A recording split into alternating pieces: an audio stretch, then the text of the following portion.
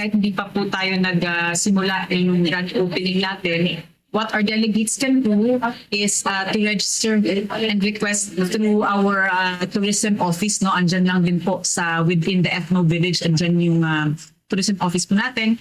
Of course, we're expecting na showcase natin ang ating mga tourist spots dito dahil pinaghandaan din namin yan.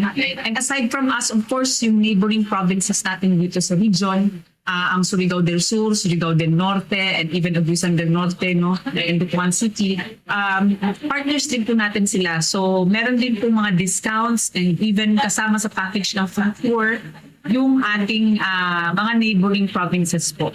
Since ano po to, collective efforts. At dito naman po sa atin, promote po natin itong ating Lanikaw Tree Park.